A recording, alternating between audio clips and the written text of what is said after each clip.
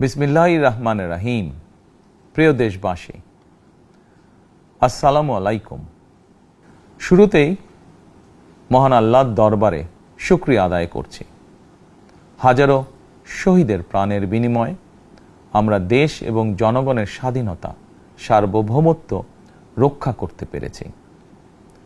তাবেদার মুক্ত বাংলাদেশে জনগণের ভোটে জনগণের কাছে জবাবদিহিমূলক একটি নতুন সরকার যাত্রা শুরু করেছে।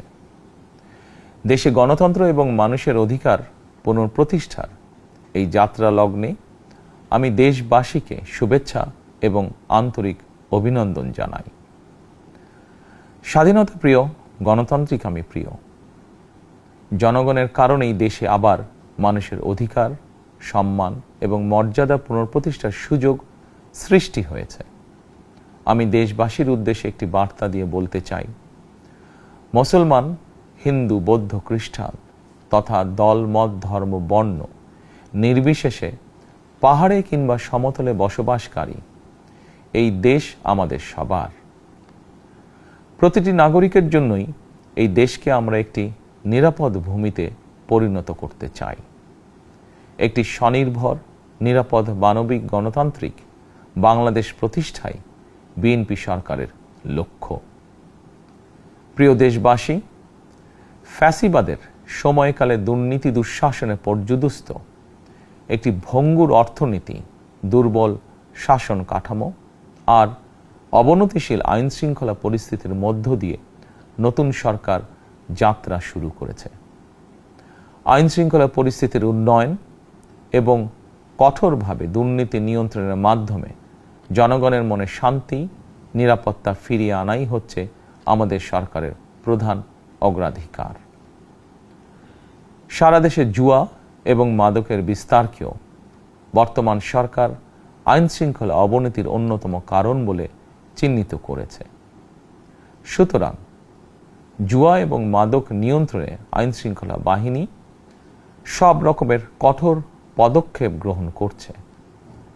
জনজীবনে শান্তি ও নিরাপত্তা নিশ্চিত করতে সরকার সর্বোচ্চ উদ্যোগ গ্রহণ করছে। দেশের প্রতিটি সাংবিধানিক এবং সরকারি বেসরকারি প্রতিষ্ঠান চলবে বিধিবদ্ধ নীতি নিয়মে। দলীয় কিংবা রাজনৈতিক প্রভাব, প্রতিপত্তি অথবা জোর জবরদস্তি নয়। আইনের শাসনই হবে রাষ্ট্র পরিচালনার শেষ কথা। প্রিয় দেশবাসী, আগামীকাল থেকেই সারা দেশে শুরু হতে যাচ্ছে পবিত্র মাহে রমাদান। আমি দেশবাসীকে পবিত্র মাহে রমাদানের শুভেচ্ছা জানাই। রমাদান আত্মশুদ্ধির মাস। আমরা যদি আত্মশুদ্ধি শব্দটির মর্মার্থ উপলব্ধি করি, তাহলে এই মাসে মানুষের ভোগান্তি বাড়ার কথা নয়। যদিও আমাদের অনেকের মধ্যেই এই মাসটিকে ঘিরে ব্যবসায় অধিক মুনাফা লাভের প্রবণতা লক্ষণীয়। আপনাদের প্রতি আমার বিনীত আহ্বান, রমাদানের পবিত্রতা রক্ষার্থে এই মাসটিকে আপনারা ব্যবসা মুনাফা লাভের মাস হিসাবে পরিগণিত করবেন না। দ্রব্যমূল্য যাতে সাধারণ মানুষের নাগালের বাইরে না যায়, এ ব্যাপারে ব্যবসায়ীরা দয়া করে সতর্ক থাকবেন। হাজারো প্রাণের বিনিময়ে একটি মাফিয়া সিন্ডিকেটের পতন ঘটিয়ে রাষ্ট্র এবং সরকারের জনগণের অধিকার প্রতিষ্ঠার অঙ্গীকার নিয়েই আমরা রাষ্ট্র পরিচালনার দায়িত্ব গ্রহণ করেছি। বিএনপি সরকার সকল ক্ষেত্রেই অনাচার অনিয়মের সকল সিন্ডিকেট ভেঙে দিতে বদ্ধপরিকর ইনশাআল্লাহ। ক্ষুদ্র, মাঝারি কিংবা ছোট বড় সকল ব্যবসায়ীদের প্রতি বর্তমান সরকারের দৃষ্টিভঙ্গি সহজ এবং স্পষ্ট। বর্তমান সরকার ব্যবসায়ী এবং ক্রেতা সাধারণ উভয় স্বার্থ রক্ষা করেই প্রয়োজনীয় পদক্ষেপ গ্রহণ করতে চায়। সুতরাং সরকারের পক্ষ থেকে কী ধরনের উদ্যোগ গ্রহণ করলে বাজার পরিস্থিতি নিয়ন্ত্রণে থাকবে কিংবা ক্রেতা বিক্রেতা উভয়েরই স্বার্থ রক্ষা হবে, এ ব্যাপারে আপনাদের যে কোনো ধরনের পরামর্শ কিংবা অভিযোগ শুনতে সরকার প্রস্তুত। ক্রেতা বিক্রেতা গ্রহীতা, এই সরকার সকলেরই সরকার। এই সরকার আপনাদেরই সরকার। আপনারাই ভোটের মাধ্যমে এই সরকারকে রাষ্ট্র পরিচালনার দায়িত্ব দিয়েছেন। আপনারাই এই সরকারের শক্তি। প্রিয় দেশবাসী, পবিত্র রামাদান মাসে রোজাদারগণ বিশেষ করে ইফতার, তারাবি, সেহরি এই সময়গুলোতে নিরবিচ্ছিন্নভাবে গ্যাস, পানি ও বিদ্যুৎ সরবরাহ পেতে চান। এই বিষয়টি নিশ্চিত করতে এরই মধ্যে আমি সংশ্লিষ্ট কর্তৃপক্ষকে নির্দেশনা দিয়েছি। অপচয় রোধ করে কৃচ্ছ্রতা সাধন প্রতিটি মুসলমানের ঈমানি দায়িত্ব। অফিস আদালতে বিনা প্রয়োজনে কিংবা প্রয়োজনের অতিরিক্ত গ্যাস, বিদ্যুৎ, পানি খরচের ব্যাপারে সচেতনতা অবলম্বন করাও ইবাদতেরই অংশ বলেই আমি মনে করি। দেশের সকল সরকারি বেসরকারি কর্মকর্তা কর্মচারী এবং জনসাধারণের প্রতি কৃচ্ছ্রতা সাধনের আহ্বান জানানোর আগে আমি সরকারের মন্ত্রী এবং বিএনপি সংসদ সদস্যদেরকে দিয়েই একটি দৃষ্টান্ত স্থাপন করতে চেয়েছি। বিএনপির সংসদীয় দলের প্রথম সভাতেই আমরা সিদ্ধান্ত নিয়েছি, বিএনপি থেকে নির্বাচিত কোনো সংসদ সদস্য সরকারি সুবিধা নিয়ে ট্যাক্স ফ্রি গাড়ি আমদানি করবেন না এবং প্লট সুবিধাও নেবেন না।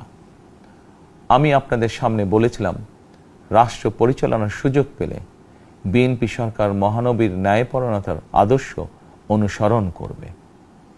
আমি মনে করি বিএনপির সংসদীয় দলের এই সিদ্ধান্ত ন্যায়পরায়ণতার আদর্শেরই একটি অন্যতম প্রতিফলন। প্রিয় দেশবাসী, বিভাগীয় শহরগুলিতে বিশেষ করে রাজধানী ঢাকায় যানজট অত্যন্ত নিয়ন্ত্রণহীন। হাটে মাঠে ঘাটে, অফিস আদালতে জনগণের ভোগান্তির শেষ নেই। জনজীবনের নানা ক্ষেত্রে জনদুর্ভোগ লাঘব করা না গেলে জনমনে স্বস্তিও ফিরবে না। রাজধানীতে জনসংখ্যার চাপ কমাতে বিকল্প ব্যবস্থা গ্রহণ করা জরুরি হয়ে পড়েছে। মানুষ তার নিজ জেলায় কিংবা নিজের বাসা বাড়িতে থেকেও যাতে সহজভাবে সঠিক সময়ে অফিস, আদালত, ব্যবসা বাণিজ্য করতে পারেন, সেই লক্ষ্যকে সামনে রেখেই সারা দেশে রেল যোগাযোগ ব্যবস্থা ঢেলে সাজানোর উদ্যোগ নেওয়া হচ্ছে।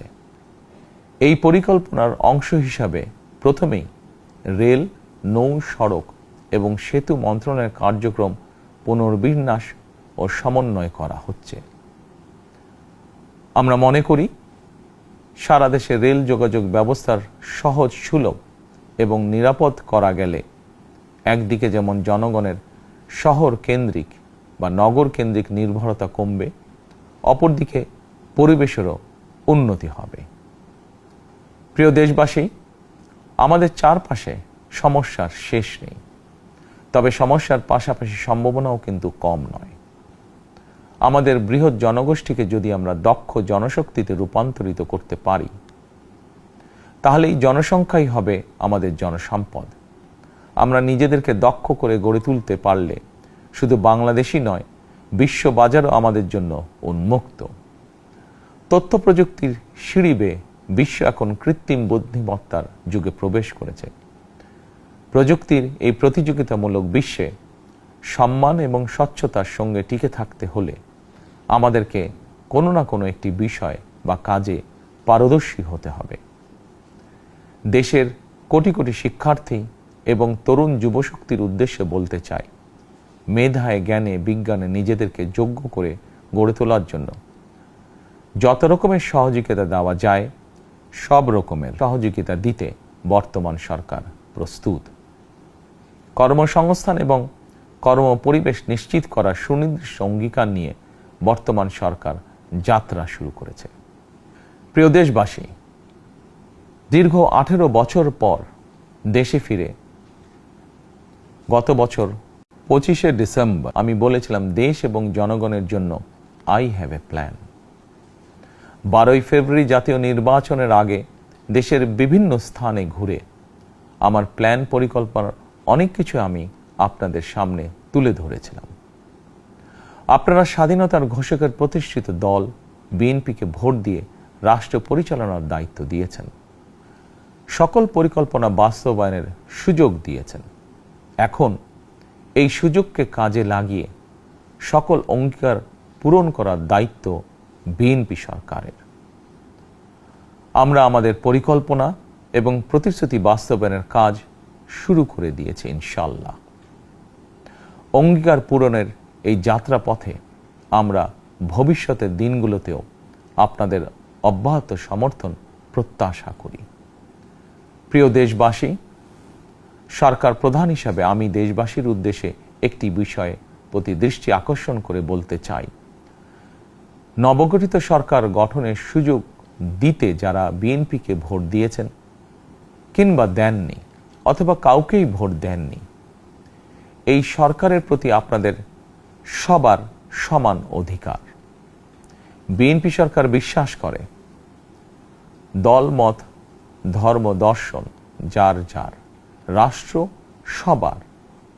এই দেশে এই রাষ্ট্রে একজন বাংলাদেশী হিসাবে আপনার আমার আমাদের প্রতিটি বাংলাদেশী নাগরিকের অধিকার সমান। প্রিয় দেশবাসী, আল্লাহ আমাদের সবাইকে নিরাপদ এবং সুস্থ রাখুন। আল্লাহ আমাদের সকলকে ইতিবাচক পরিকল্পনাগুলো বাস্তবায়নের তৌফিক দিন। পবিত্র রমাদান মাস শুরুর শুভ লগ্নে আল্লাহর দরবারে এই নিবেদন রেখে আমার বক্তব্য শেষ করছি। আল্লাহ হাফেজ। বাংলাদেশ জিন্দাবাদ।